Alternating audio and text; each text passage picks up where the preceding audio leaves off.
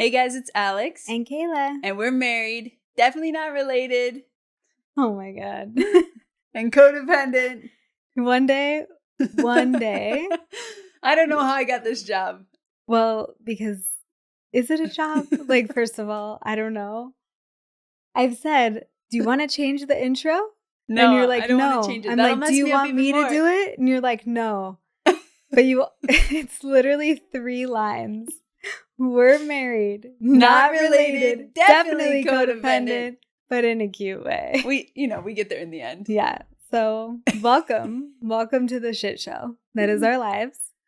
We're back. We're back. Excited to be here. It's been quite the week, but you know that we don't talk about that because we don't want to bore you with it. Yeah. But what I will say, the kids might be interested. Why do you call them kids? They're sister wives. The sister wives might be interested. Yeah. I mean, we obviously sprinkle it in, but I mean, okay, well, this is my synopsis of our week. You're not going to like it. Oh, no. We've had a difficult week with people, just like humans. I guess so. Yeah. You know, where it's been like, why? Like, why can't you just, I don't know, not do that? And because people are people and we all do crazy stuff sometimes. And I'm in my luteal phase, so I'm extra pissed. You know, like it's the perfect storm. She's a grumpy cat. That's what we're dealing with. So I'm like, do they really, that's kind of like. They don't need to know. But what I do want to tell them in the land of sister wifeness. Yeah. Is, I always like to say thank you when we start to everybody who supports the show. And if you want to support the show, but you don't know how, the easiest way that will truly take you about probably 10 to 15 seconds is subscribing to the show. Yeah. On YouTube or Spotify, wherever Apple you're Podcasts, listening. whatever. Yeah. But YouTube, I said this a few weeks ago where I was like, I just kind of said it in passing where I was like, YouTube has been so rough. Like we see that you guys are listening and watching, but the subscribers have been rough compared to other social platforms. And when I said that, so many of you subscribed that week and it was so cute and so nice. So we just wanted to say thank you for that. Yes, that was awesome. And I also got a few messages. So a few weeks ago or like a month ago, we talked about the girl who we met here in Nicaragua. So for anyone who doesn't know, we split our time between Nicaragua and California. And we own a place here in Nicaragua. And our first sister wife listener in the wild who we've ever who recognized us in the wild was here in Nicaragua, and we live in a tiny fishing town. This is not mainstream San Juan, Nicaragua. Better in the lineup, and it was awesome. It was awesome. And then this week, I had messages from people being like, or last week, they're like, we saw you at the airport. And no way. Yeah. Because we were flying back from Florida to come to Nicaragua. Yeah. And I was like, why didn't you come say hi? I say this every time, come say hi to us. We want to meet you. Of course. That will make us so excited. So I thought that was cool. But we love getting messages from you guys regardless. Yeah. And some people said, we want to come see your place. Or we want to come stay at your place. Yeah. Join our surf retreat or whatever. Yeah. So yeah, we don't really ever say what it's called, but it's called Still Salty. Yeah. Nicaragua, if you want to check it out. Well, yeah. So what I was thinking is we'll just always leave the link to our place in Nicaragua in our show notes now, because if you follow that link, you can see all of our retreats or you can book as a hotel guest. And it's just nice. We obviously have probably primarily queer listeners. And I know it can feel a little scary traveling as a queer person sometimes. And it's now you're just going to be welcomed by some big gay open arms. Yeah. So what's better than that? Pretty much every retreat that comes here, there's at least one person who's queer. Sometimes 3 to 5, which is awesome. And sometimes then they get the whole retreat. They get so stoked when they when they see that we're here, and they're like, "Wait, 2 queer chicks own this place? This is awesome." Yeah. So yeah, we'll start leaving that link in the show notes just to make it super easy for you guys. But more importantly, what I wanted to say is just whenever you send us messages of any kind, it's you guys are seriously helping us curate the show because we get so many hilarious stories or just controversial takes, or really sweet, kind messages too. And I'm like, okay, wait, this needs to be an episode. Yes. And I love that. I love that. It's a safe space for debate. Yeah. And it's just I love that it feels like we're all doing it together. You know what I mean? Instead of just us coming and being like, okay, this is what we're doing today. It's like, no, you guys are huge contributors to that. So if you want to be a contributor, obviously send us a message. I will always ask. If I know that we want to read it on air, I'll always ask. So I also don't want you to feel like if you send a DM, we're just going to blast you. So you can say no if you don't want it to be. But yeah, if you want to kind of like get involved, then follow us on socials, because we do a lot of polls and like just get so much feedback from you guys. And literally this whole episode is because of you guys. So it's my turn to lead. And I'm doing this based on your submissions. We were talking about deal breakers a few weeks ago on the Instagram. Hot topic. And like, what are your deal breakers in a relationship? And I asked you guys to share. And we had so many submissions. I was like, this should be a little game in the beginning. So I'm going to read you what their submissions are. And you decide yes or no. Would it be a deal breaker for you? Okay. I like it. Okay. They have children under 18 years old. This person doesn't want kids. And by the way, but is it a deal breaker for me? This personally is for you. And imagine the only way this is possible for you is if I'm no longer alive. So just keep that in mind. This wouldn't be like your previous dating self. This would be your future self without me in the picture. And obviously that means that I'm not alive, because otherwise you are stuck with me. Forever. If they have kids, it's not a deal breaker for me. Of any age, like, because they specify under 18. Yeah. Okay. Not a deal breaker for me. Maybe like 10 years ago that would have been a deal breaker for me, but now not a deal breaker. Right. Well, and hopefully in the future you have kids / we, but you know what I mean. Your future single self, if that was happening. What about lying? It depends. Yeah. Depends on what they're lying about. Yes. Like the magnitude of the lie. How severe it is, yeah. Being poly or open is a deal breaker for me now. Yeah. Yes. Yeah. This one is funny. Lying, cheating, texting an ex without informing, because why would they hide it with a bunch of like the peeping eye emoji, the emoji, and all these question marks? I would say most likely a deal breaker for me. There may be a circumstance in which cheating is not a deal breaker, but like probably like 90% chance it's a deal breaker. And what about if they were just texting the ex without telling? Does it depend on the nature of the text? That's not necessarily a deal breaker. It would depend on the situation. Okay. I think that could be repairable. Right. Yeah, because like this person is saying like it feels like it's more because they're hiding it, which I can understand, where it's like even if the nature of the text was totally platonic and appropriate, but it's like, why are you hiding it though? That's the part that feels like the betrayal. Definitely. Okay. Okay, by the way, lying is the most common submission here. Lying and cheating. It's like lying, cheating, and there's all these exclamation points. It's so funny. Yeah. So, I mean, that one comes up a lot. Okay. Oh, this is a good one. What country that you want to live in long term? Yeah, I think that could definitely be a deal breaker. Or even state, if someone is not interested in living in a different... Definitely a deal breaker. We were talking about this, like, if somebody I was with, like, didn't want to spend part of the year in Nicaragua. Yeah, they're like, sorry, I just can't do that anymore. I just don't really like it there. It's just like don't really want, like, hot. the jungle life. I want like a bougie and I'm life. Just like always kind of dirty there, and there's like mosquitoes and like these dogs everywhere. It's like literally the whole point. You're like, that's the best part. What's happening? Definitely. I think where you live can definitely be a deal breaker. Yeah. It sounds... I've had friends who do compromise on this because they didn't really realize it before they got married. And it's not about country. For them, it was more about state or even like region within the same state. Vladimir. Our dog Vladimir is making weird sounds. By the way, all 3 dogs are in here. So it's either going to get stinky or they're going to... Who knows what could happen. But, and I was talking about this to you when I was like, yeah, they compromise because they've been together for decades now at this point. So the first 10 years they lived in one area, and now they're living in the area that the other person wants to live in. But I'm like, that's a big compromise to just hate where you live for 10 years at a time. Like that's rough. Okay. What about being rude to wait staff? think like if you're, like for me, it's definitely a deal breaker. Like I definitely chose to not date people because of how they treated Just other just people, other in people in general. general. Yeah. That's what I think so too, where it's like it's more a symptom of a greater issue. Yes. You know, and it's not, if they're doing it to wait staff, They're doing it to everyone. and they're probably going to do it to you eventually. Yes. So, yeah.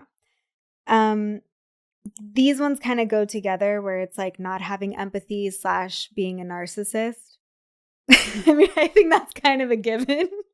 But what do you think, honey? Pretty straightforward. I'm going to go with the deal breaker. You're like, no, that's kind of my type. Let's see. Parenting style. TBD, guys. Could be a deal breaker. Definitely. Like if you, let's say you thought, you like your relationship with your person is like totally fine. Then you have kids and then all of a sudden they're like, I think that happens a lot. The way they discipline their kids or something, or they're like super controlling or very like strict in certain ways. I think it could be definitely a deal breaker. Like how you treat the kids, if it's very drastically different and you're not comfortable with that, definitely. I think it is normal. You're never going to be exactly the same, you know? And that's what so many people with kids say, is that's why on top of getting little sleep and, all of the other stuff that comes with that first transition of being kids, it's like you're seeing this other side of your partner. And like I said, TBD, guys, we're hoping that we have a child one day, for the love of God. But yeah, I think, and we've talked about it so much of like, what about this? What about this? But it's one thing to talk about it hypothetically and another thing when you're acting in the moment. Yeah. Definitely. Okay. What about their sexual orientation? This person just said gay. So I'm assuming like if it's a deal breaker for them to be with a gay person, they are either straight and trolling us, or maybe they're bi and want another bi person, or, I don't know. But so I'll just say sexual orientation. I used to think that was going to be a deal breaker for me, but it's not, because I married a bi girl. Yeah. What about hygiene, honey? Definitely a deal breaker. Like if they don't wash their towel for 5 weeks? Not that, but like we're both 2 shower a day people. Okay, yeah, we're going there. And if I don't think I could date a 1 shower a day person. Oh, okay, you're weeding out a lot of the world. And if somebody doesn't shower in a day, like that's definitely a deal breaker for me. Like I know some people who go like 2-3 days without showering. No, you don't. And that is absolutely, you're going to have to tell me who those people are off air, because I don't believe that you know people who go without. I think it was Kevin Durant, the NBA player. He just came out and he said he doesn't shower for like 3 to 5 days at a time. He's like 6'6", like huge guy, plays in the NBA and doesn't shower for 3 to 5 days at a time. That's disgusting. That's a lot for me to take in right now. We're like 2 to 3 shower a day people. Not 3. Sometimes we'll just like a quick rinse off. If we're here and we're in the humidity, but it's just splashing some fresh water on it. Like it's not like a shower. Just rinsing sweat off. Right. But I've never understood the sex scenes in movies and TV shows post gym where they're like, oh, we're all sweaty and it's like this hot, and I'm like, or like they come back from a run or something. That actually feels like a punishment for me. I'm like, please. I mean, I don't have to worry about that with you, but I don't get that. So if I even am slightly dewy from a workout or something, I come up to give you a kiss, you're like, you don't touch me. No, I say that. Oh, someone's farting already. You guys, come on. Why do they hate us? Okay. The red one. Okay. 2 more. What about financial betrayal or just... That one could definitely be a deal breaker. Oh, God, it stinks. Yes, that one could definitely maybe racked up the credit card, or you spent money that we didn't agree that we could spend. Or what if it's just that they lied about their financial standing going into it? What if they were a billionaire and you didn't know? And then you found out, like that kind, you know what I mean? That's not a deal breaker. So it's more if they spend money without it being decided on. Yeah. Less about the lying about the money. Like what if they were like, yeah, I kind of have student loans, and you thought, okay, in your mind, kind of, it's like 20 grand, but for them, it's really 200. I wouldn't ever let that happen because I would be specific. I would want to know. Okay. And I don't think I would sign up for a marriage without really knowing. I mean, they could obviously lie about it, but if I was like, okay, how much debt are we talking? Right. is this 20,000? Is this 200,000? Like, and they lied to me. Well, that's a really huge bad betrayal. Yeah. And then what about their politics? This person says identifying as a Republican, but I'm just going to, same as the sexual orientation one. It's just like in general, if they have different political beliefs than you, or specifically, I'd say probably vote differently than you, because vote differently, no.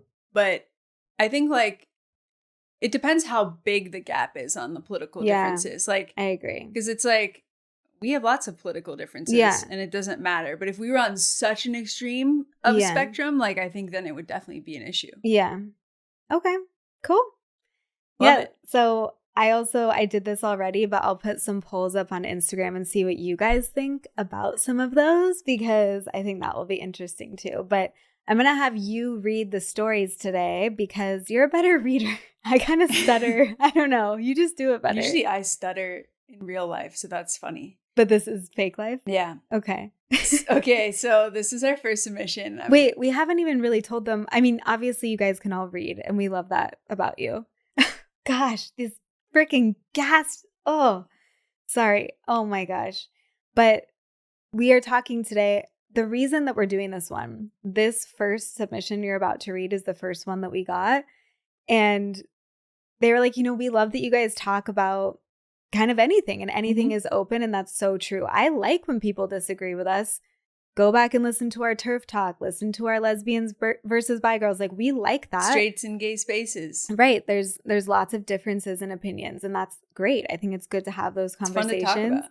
And so people started sharing their kind of hot takes or controversial ideas, opinions, but it specifically was around being into girls in some way, whatever that orientation is, but not wanting to date or marry, like not wanting to be with a woman. Yeah. And then a lot of you started sending in submissions like that. So I thought, we got to get into this.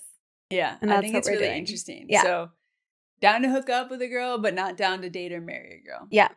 So we'll find out why. Okay. So the first submission says, okay, so I love that y'all post about such controversial shit, and that's what you talk about on your podcast. Well, I have a hot take that I think will cause quite the engagement among some of the community you've built. I'm attracted to women. I've slept with women one-on-one and in threesomes on multiple occasions. Get it, girl. I always have to be upfront and honest with them because I do not date women. I've tried in the past, but the constant neediness and engagement and codependency, in parentheses, U-hauling behaviors, drive me absolutely bonkers. I mean, obviously you would not want to date either of us then, because we're big time U-haulers over here. I'm always honest about this from the start, but often the chick still ends up getting upset when I genuinely refuse to date them. So who's the problem? You're welcome to allow this little tale inspire some of your content. Personally, I find it very funny to read the responses, not to mention I'm genuinely curious to hear what people think. I love that. That's funny. It is really funny. And in the responses, I feel like our actual community does leave constructive responses. Yeah, definitely. It's only when outside people, when it starts showing up and going more viral and outside people start chiming in that it gets kind of trolly or mean, but we know that you guys are, know what to do the best. Okay, so what do you think, honey? What do you think about just all of it? First of all, I like that she's clear about what she wants. I like that too. Like she's like, she knows. This is what I'm down for. This is what I'm not down for. And like, she's upfront about it. Mm-hmm. So, then that's up to the person of like, do you want to hook up with this person or not? Right.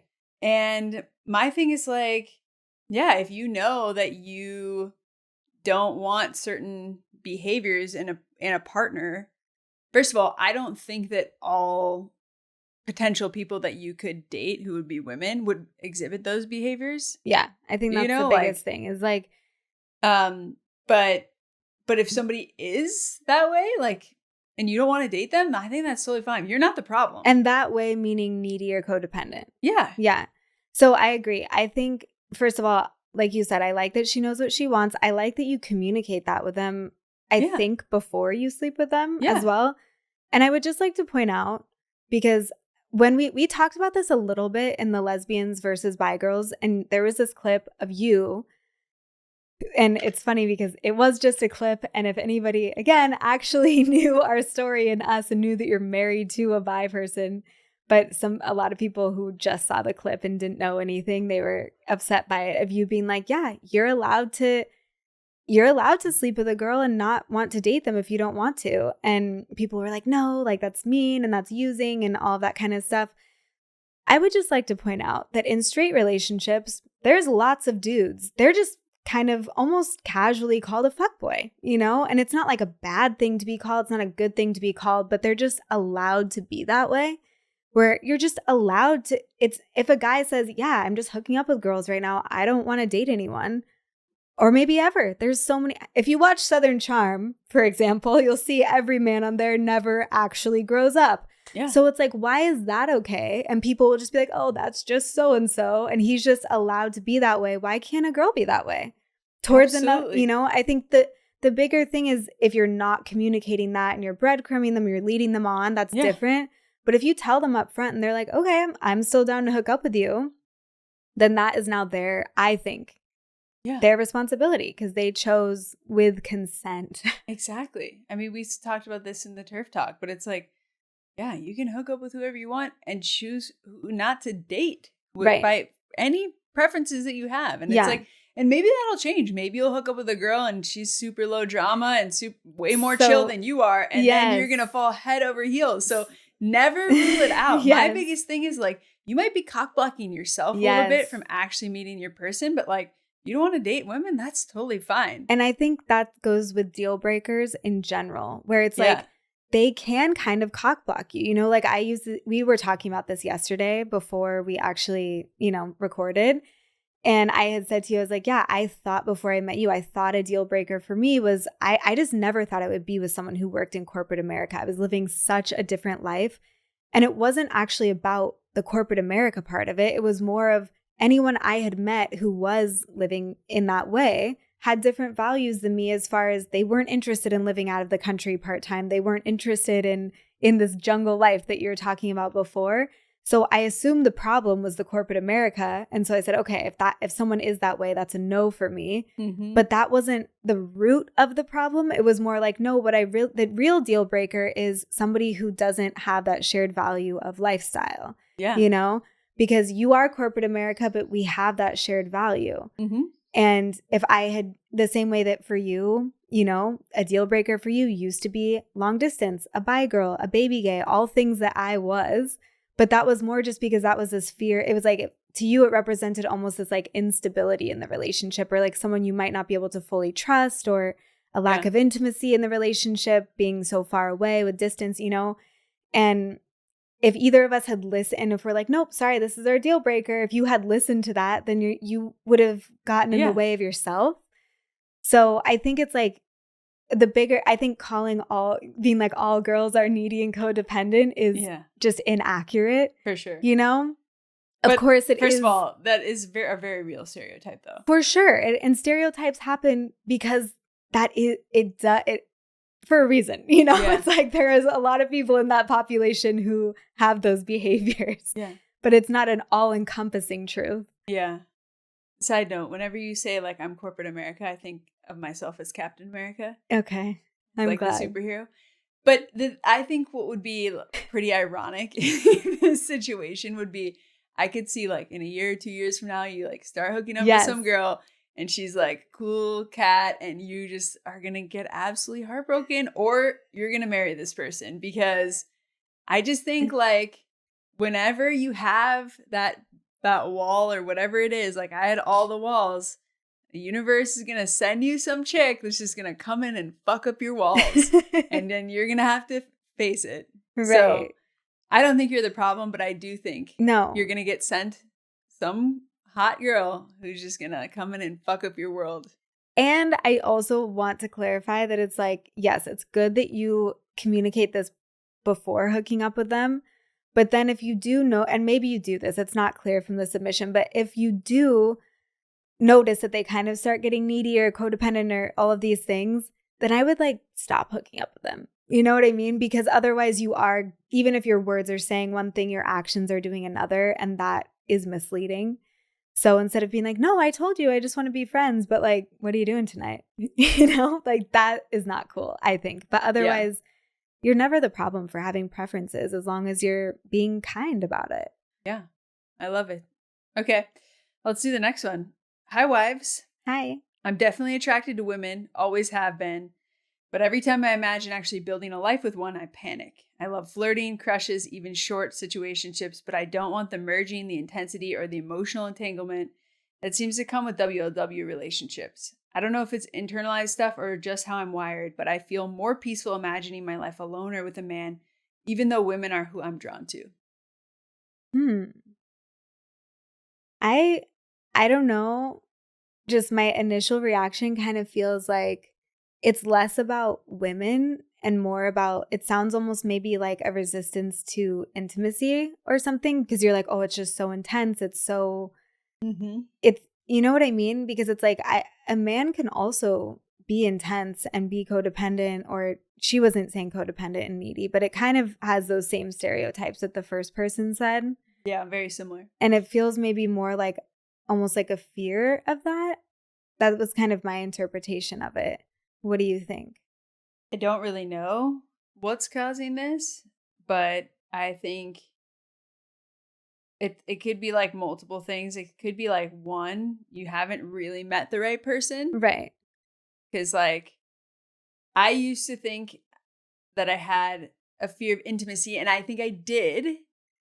But what I realized though is that like when you're with the right person and it's a safe space, and like there's trust, there's real trust that you can like move through that. But I used to also like panic once I started to like get into something with someone that was more than just like a hookup, and just be like, I could feel myself like freezing inside. And so, but for me, what I realized like later was that it was more about the person, and it wasn't like I couldn't like fully open myself up to them. Yeah. Yeah, that makes sense. Which, because it's like your body, I don't know, I feel what, you know, call it intuition or whatever you want to call it, but those feelings of like the yes and the no's that you get in your gut or wherever you feel it, I feel it very physically. And I feel like our body knows things a lot of the times before our brain and conscious knows them. Yeah. And it's like your body could be telling you like, yeah, that's a no. And so I'm not saying override those no's by trying to figure out your intimacy issues. You know, that's not what I'm saying to this person. It's more of just like, I think, yes, listen to those cues, and also maybe like just question them a little bit, even if your actions don't change, but just be like, do I actually not feel safe with this person? Or am I resisting because I'm afraid of being hurt? Like, try to get underneath that initial feeling to understand where it's coming from. Yeah. You know? I can definitely like relate to this, but not necessarily that I like didn't want to be in relationships with women, but like I felt just like a lot of these things. Yeah, that's what I feel more like. More like being in a serious relationship. Yeah. And I felt like I wasn't like capable. And so there was a part of me that was like, my life would be so much easier. Just like if I just choose to be alone. Yeah. Like more peaceful, whatever. And it was like, yeah, it was more about like being with the right person for me. Well, and by the way, it's like there's pros and cons to everything. So of course, there's, in some ways, being single can be easier. You're not coordinating your whole life around another person. Yeah. And in other ways, it can feel harder. You can feel lonely. You could want, you know, help carrying the groceries or, you know, whatever it is. So it's like both have pros and cons to them. Absolutely. But I think it's almost less of a gender thing about a man or a woman. And it's more of, again, the stereotype of women being more, and particularly lesbian or like lesbian relationships where it's like, oh, it's like so enmeshed so fast. Whereas for the most part, not all men, but again, generally speaking, a lot of men are more simple. And that intensity typically doesn't happen unless there's maybe, like a narcissist thing going, you know, but just like a regular relationship, that intensity won't happen. Yeah. But I don't think it's really about gender, honestly, or about a gay relationship, straight relationship. It's more just about like a serious relationship. Yeah, that's what it seems like. Yeah. I was looking at these. A lot of these are similar. Yeah, because I wanted people to submit ones that were about this topic. Yeah. Okay. Hey, Kayla and Alix. I've identified as queer for years, but in practice, I always end up with men. Every time I try dating women, it feels too emotionally close, too fast. I start to feel like I'm being psychologically seen in a way I'm not ready for. With men, I feel safer, more anonymous. I sometimes wonder if women are what I desire, and men are what I can actually tolerate long term. I'm sorry. I love that. I just love all of that. I'm not laughing at you. Yeah, that's funny. Feel the same way. A lot of people are like, yeah, you feel the same way.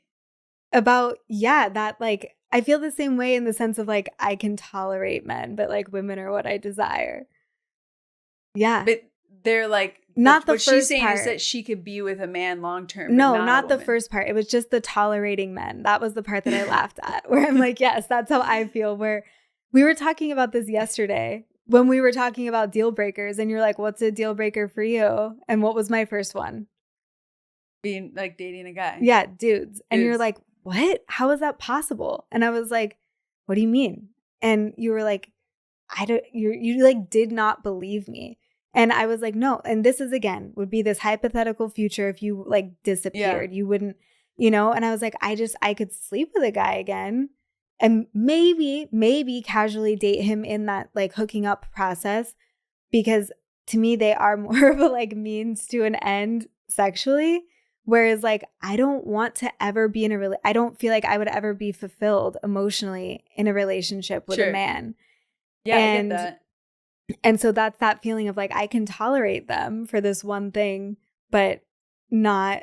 I know, but I don't think she's using tolerate in the same way that you're using tolerate. Okay. You're using it as like, I tolerate them. Like, yeah, you're welcome. Like if you have to exist, I will tolerate you. Yeah. She's saying like, that's like what I can live with long term as a guy, not a girl. Yeah. Yeah, that's definitely not the same. Definitely not the same. But and so can I also just say, in relation to what I just said, that like what I just said is what a lot of people are saying in the inverse, which is like, I would hook up with a girl, but I can't date her. Yes. And somehow that is perceived as offensive. I know. But I could say that about a dude and people be like, yeah, go off, fuck that guy. You know what I mean? 100%. And I'm like, what is that? Why is it? Because it's not, and I'm not just saying queer people or like lesbians who are, being like, yes, date girl. It's not, I'm saying people across the board. In general, yeah. That would be acceptable to say about. Because it's more, I think people in general are open to criticizing men more than women. Is it because that men, it's like they have more power, so it's like, it's almost like they you're don't picking feel like on it's the, like, whereas like a woman is like seen as like an underdog. So it's like, that's mean. Apparently, yes. Right. But it's interesting though, because it's like, you're the exact opposite of these people, right? Where you could hook up with a guy, but you really prefer to date women at this point. And it's because like what you've said to me is like, you've never been able to like have that deep emotional connection with a guy in the same way that you can with a woman. And it's like, I don't even know if it's deep emotional connection in the way that they're talking about, where they're like, oh, it's just so intense. I always, and I've told you this before too, I always felt like something was missing in other relationships. And I'm like, maybe it is because they were with men, or maybe it was just because they weren't the right person. I'll never know. They obviously weren't the right person. Obviously. I don't necessarily think that everyone only has one soulmate. Yeah. So I'm like, yeah, could I feel that for a guy? I'm not completely ruling it out. If I felt what I felt with you, with a guy, I wouldn't be like, no, you're a guy, so I can't. The same reason that when I felt that for you, and I never knew I was going to marry a woman, I did not think that was my future. I was like, well, I can't ignore this feeling. Yeah. So I don't care about the body that you're in. But if I were to imagine a future being married to a man, that would be very hard for me at this point to wrap my head around. Yeah. But it also used to be very hard for me to imagine my future being married to a woman. So it's like I'm open. There's an openness there, but I feel like that thing that was missing was gendered partly. Yeah. And I just didn't know. Yeah. I think it's interesting because it's, as someone who like really only dated women, and obviously all of these stereotypes exist for a reason, like getting too emotionally close too fast or whatever, U-hauling, all these things are stereotypes for a reason. It never bothered me in the sense of like, that make me not want to date women. It was just like, that's just like a part of it. Like that's just going to happen. And if it's the wrong person and that this person's trying to emotionally connect with me in this intense way early coming on too strong. And coming on too strong, it's just like, cool, I just cut it off and move on. Not for me. Right? And so it's more about the person. But if it's someone I'm really clicking with and they're like, we're like connecting emotionally and we start to go deeper, faster, like then it's like you're kind of down because you're like, well, I'm really into this person, I'm attracted to them, whatever. So I usually feel like it's more of a, is this the right person? Is it a compatibility thing versus like, is this a gendered thing? Right. But I don't know, but I only ever dated women. That's what I was going to say, because you're a lesbian though. And all of these people are obviously bi, pan, whatever they identify as. And so you didn't really, I mean, I guess you had the option of being like, oh, this is hard with girls. Maybe I should try guys. You could have done that, but that just wasn't ever going to happen because you didn't want that from a man. Whereas I could see if you are bi and you feel pretty almost like equally about both, that you're like, yeah, I could go either, like truly either way. If you'd been trying one for a while and you're like, oh, they're all driving me nuts, I'm going to try the other now because it's just like a fresh start. I don't know. That never would happen. But I think a lot of the times, like you said, it's not necessarily a gendered issue. Yes, some of the stereotypes within those genders are real. And you will see them a lot, but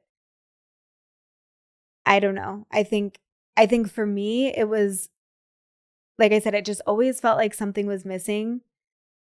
And I think it was, because it's not, some people who, when they're closeted, they're in a straight relationship, they describe it like, oh, I was always fantasizing about women, And so I kind of had an idea that maybe that wasn't the case for me.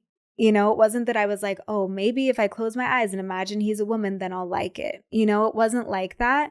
It just felt like something was missing, and I had hooked up with women and, sometimes obviously like any fantasy can involve, whatever.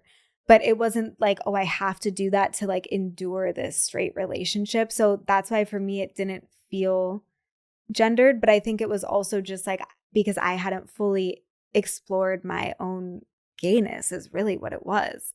So that wasn't even in my awareness that like, maybe that's why it feels like it's missing. Cause I just didn't, I was like, obviously I'm not gay, I just, because I was like, I would know by now, I'm 30, like I would know. And I have hooked up with women. I've liked women. I've had crushes, like casually dated. And I thought like, kind of like these people, I thought, yes, they are amazing and wonderful, but it's just not me. Yeah. And so I never really explored it. And then what happened? You ruined me. But I'm saying, be careful with these submissions because you might just get some chick who's going to come in and fuck up your whole life and in a good way. Like we said on a past episode, lesbians are lurking in every shadow. They're in your running clubs. Waiting to jump out and just like beach volleyball kiss team. You. Right in the surf lineup. Exactly. They're going to come up from under they're everywhere. That sounds amazing. Remember today on the beach, this running club ran by, a local running club. It's a soccer team. Oh, okay. Yeah. And I was like, there's definitely lesbians in there, like, because they got so excited. They were like, good morning. Us. They're like, yeah. And I was like, they are gay. Yeah, I love they're that. gay as I love fuck. it. Yeah. Amazing. So did we answer her? I think so. Okay. Yeah. Okay. Hi, wives. Hi. I love women. I'm attracted to women. Me too. But I've watched too many WLW relationships in my life turn into intense, all-consuming emotional ecosystems. I like my independence too much. I don't want to be someone's whole world, and I don't want them to be mine. I want romance in small, contained doses. Every time I picture marriage to a woman, it feels crowded. Who does this sound like? Don't know. I feel like it sounds like me before. Don't you? Yeah, you used to kind of talk that way. Yeah, where it's just like, oh, like I feel suffocated. Need my space. I'm feeling space. Suffocated. I need to like be in a long distance relationship so that I can like have 3 months to myself. And again, didn't feel gendered. It wasn't like I was like, oh, because women, but it was just more the intensity of it. Yeah. So I can relate. It's so funny because your previous relationships, as you describe them, they didn't sound intense. but like they sounded like actually like very chill. You'd be like, this is just like too much for me. And it's more just like, do you just really not like this person? Because it's just like, again, intimacy issues. But it's like, if it's not the right person, like I've felt like that with people I've dated before. You're just like, oh, like I need my space. Like you're just. No, any like, person, gay or straight, can relate to this. If you're starting to date someone, gone on even just one date, 2 dates with them, and they send you a text that's, you know, like a sweet text after the date. Yeah. If you like the person, you're like, oh my God, they sent me this text, and you're freaking out. Yeah, and you're like so into If you're not into the person, you're like, ew, what a fucking weirdo. Like why, what is wrong with them? Why would they do that? Why are they like Why this? are they so intense? And it's, that's how you would describe your previous relationships with guys. And I'm like, whoa. You're like, it just sounded like a relationship. Yeah, I'm like, this guy sounded actually like really chill. Like, and you're like, oh, they're so annoying. It was just a lot, okay? It was a lot for me to take in.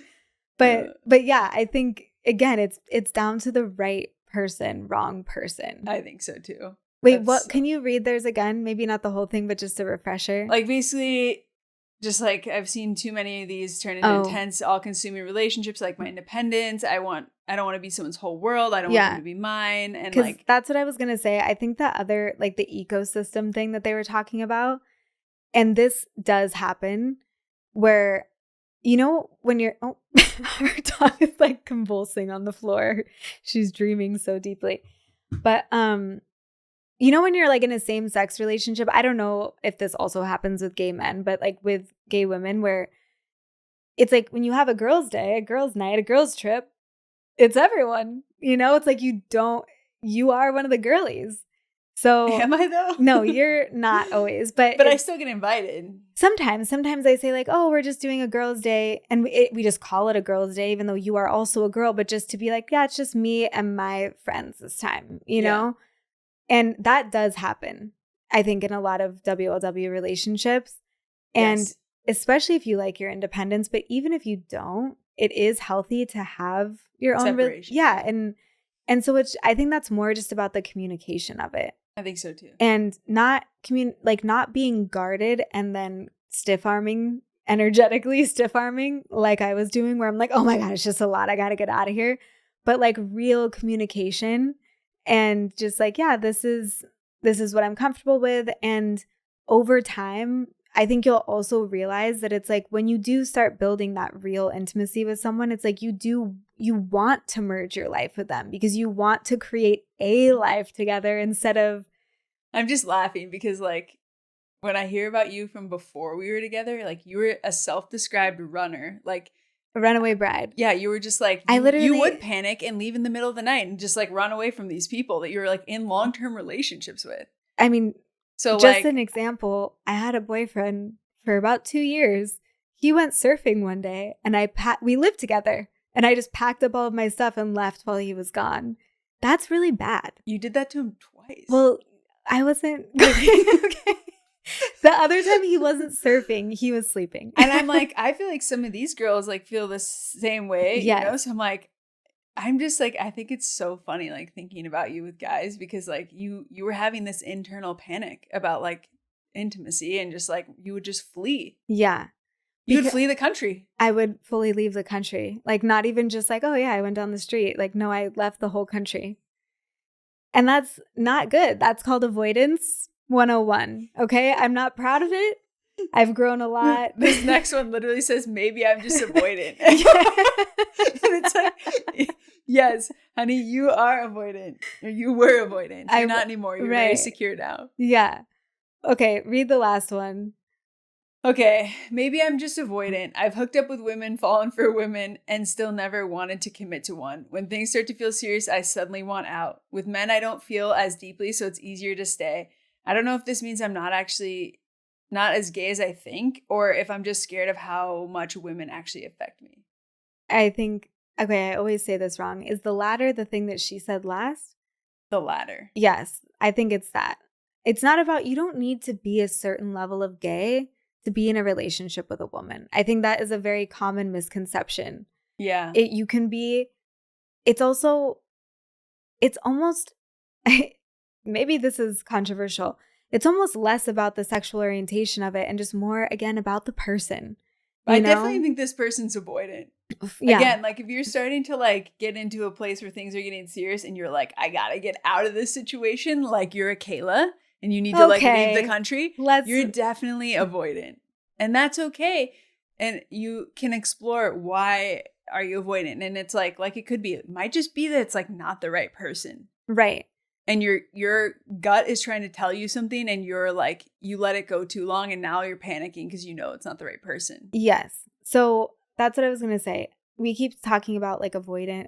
If you don't, I'm sure our listeners know, but if you don't know by chance, attachment theory, it's from psychology. It's real. It's science. Okay, guys? There's avoidant, anxious, and securely attached. I think there's also anxious avoidant, but, and it is, actually all the studies, they're very sad because they're done on babies and they like test babies being left by their moms, obviously in controlled environments and like the way that they respond. And so all of this, like we end up with a certain attachment style based on our upbringing, like everything in psychology. But the one thing I will say that I like about attachment theory is that it's not fixed, which means it's not like your zodiac sign where it's like, that is what you are. Forever. You aren't destined to be avoidant forever. This can change. Yeah. And it is that whether it is going to therapy or just introspection of like trying to understand why you are that way. Like for me, yes, partially it was the person I was with. It wasn't the right person. And again, back to childhood, it was also partially that of I felt I was very invaded. I didn't have a lot of privacy or autonomy and I was suffocated a lot. So when I started feeling that from someone, which could have just been actual love, but I had experienced love as control and suffocation growing up, that it was like, oh my God, this is scary. And so I was obsessed with autonomy and independence because sharing love with someone felt like a threat to me and my identity. So a way to protect myself was to exit the situation. Yeah. Instead of like understanding why am I being triggered? Like, what are the needs that are being like met or unmet? And then like communicating what you need with another person and like asking for adjustments or taking what you need, like that's really what's needed in the situation. Yeah. And maybe just taking some time to yourself before dating at all or even hooking up at all to understand that about yourself so that you can even know what your needs are to communicate them. Instead of trying to communicate and understand your needs while also hooking up with a new person. Like it could be a lot all at once. So it's like you can also just take a beat and have some you time and figure it out. Yeah, because if you really like someone and things are starting to get more heated and more serious and that makes you start to panic, like you probably want to understand why. Like try to figure out what's going on. Like what is that triggering in you? And then figure out if it is you or is it the person, and it might be a blend of both. And I imagine most of the time it is, and I don't know if this is true or not. This is just from my own brain. So I don't know if this is accurate based on attachment theory, but I feel like avoidant people, it usually is coming from that place of protection. I mean, I think actually all of them are, where it's like you are trying, whereas like an anxiously attached person, they are the ones who are needy, who are codependent, who need a lot of reassurance. And by the way, like magnets on the opposite end of the spectrum, avoidant people and anxious people tend to attract each other. Yeah. And so then you end up in those same, the more that the avoidant person, which sounds like most people who wrote in, the more the avoidant person is with the anxious person, they are getting freaked out because they're like, why is this person so intense? And then the anxious person is like getting more and more intense. Yeah, because they're like, feeling them pull away. And to protect themselves and to feel safe, they need to feel love. They're trying to get more connection. So they're chasing further and further away. Yes. Yeah. And it creates toxicity. So it's also, I think that's part of it, is like when you are on one end of the spectrum, you'll attract the other end. And then it becomes this almost like self-fulfilling prophecy where you're like, see, I knew it. Everyone is needy. Everyone is, and it's like, well, no. So maybe just like consider, what are you trying to protect? Why do you feel like you need to run in order to stay safe? Talk to Kayla about it. Yeah, we can schedule a one-on-one, guys. So yeah. So those were our submissions. They were amazing. They were really good. They're good. And I also feel like we said this 5 million times, but most of them are really not gendered. I don't think I think it's less about like being gay enough, liking girls enough, It's more just about finding the right person. Absolutely. And kind of like letting go of almost those labels and stuff around it and just honing in on the feeling. Who cares about the kind of logistics? Like, notice how you feel. Exactly. I don't know. So who's your problem this week? Huh. Is it? No, honey. Honey. Come on. I told you I was going to share this on the podcast. Oh, no. So, yes, hide your head in shame. No. So, please don't clip this. One thing about me, please clip this. No, please don't. Lex, genuinely. This is going to be clipped for the world to see. I don't want this on social media. We'll discuss later. One thing about me that I am the problem with is brushing my teeth. I always dribble a little bit down the front of my shirt. Okay. Especially when you have a brand new shirt. No, it could be any shirt. It's always, but like if you have a new shirt on or a freshly clean shirt on, it's more likely to happen. I would say just pretty much always happens. And it's just like this little snail trail down the front. And I never even notice either. And you'll see me and be like, what is all over your shirt? Like, get a grip, you know, you look ridiculous. And I'm like, oh, yeah, well, I brushed my teeth in the middle of the day. So that's what's happening. And so I was wearing a new shirt the other day, brushed my teeth, didn't realize it. And you're like, honey, look at your shirt. And you're like, you're just, gosh, why are you like this? And what did you call me? I'm actually just going to let you tell the sister. I'm not going to say it. You called me a jizz stain. You didn't say I have a jizz stain. You called me a jizz stain. And I was like, that feels more offensive than someone being like, you're a piece of shit. You know, like you called me a jizz stain. So who's the problem? I meant to say. Okay, backpedaling. You have a jizz stain. That's not true because you first talked about what I had on me and then you called me a little jizz stain. So I would just like to know who's the problem. Me for thinking that is an outrageous thing for my lesbian wife to call me. That's so funny. Or because first you called me a jizz portal. I should, you know, if you listen to our lesbian versus bi girls episode, you'll know jizz portal. First you called me a jizz portal and then you said, no, you're just a little jizz stain. That's really funny. So there. I think you're the problem. Clearly I'm the problem for sharing it. Oh, that's really funny. Okay, who's yours? Is it me? It's not you. Okay. I want to know if it's me. Okay, you're putting yourself on blast. Like, okay, in the context of deal breakers, like what happens if you thought something wasn't a deal breaker, but then over time it actually is a deal breaker? Are you talking about me? So for example, I could give an example. One girl I dated, like we dated for 3 years. It wasn't a deal breaker at first that she didn't want kids, but then it became a deal breaker for me actually. Because like my mind changed. So like in that example, like, am I the problem? I have another example, which is like, I thought I was going to answer and then. Well, and then we can come back to it. But like another example would be like when we decided we were going to get married, one of the things we said was like maybe we could be open one day. We're going to have this discussion on air. Okay. Like, who knows? Like, well, we want to at least be able to talk about it. And I think we can like still talk about it. And I'm like, I don't know that I actually couldn't do that now 6 years later. And so I'm like, am I the problem? Well, our real agreement was that we would always be open to the discussion. To the discussion, which I am. Yes. So I don't think you're breaking that promise, first of all. Second of all, I think I'm still potentially open, but not to a poly situationship.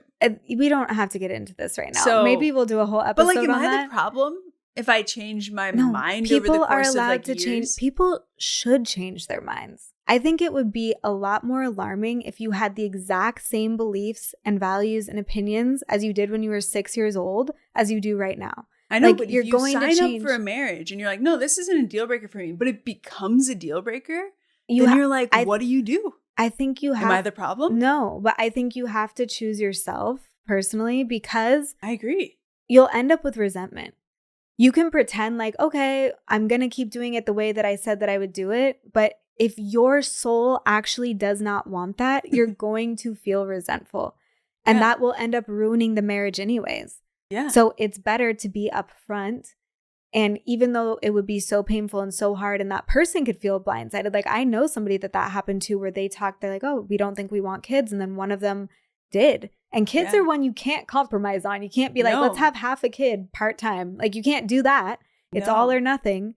And had to decide like, okay, but if we do this, are you going to feel So yeah, it's just it's interesting that like your deal breakers can change in a significant way. Right.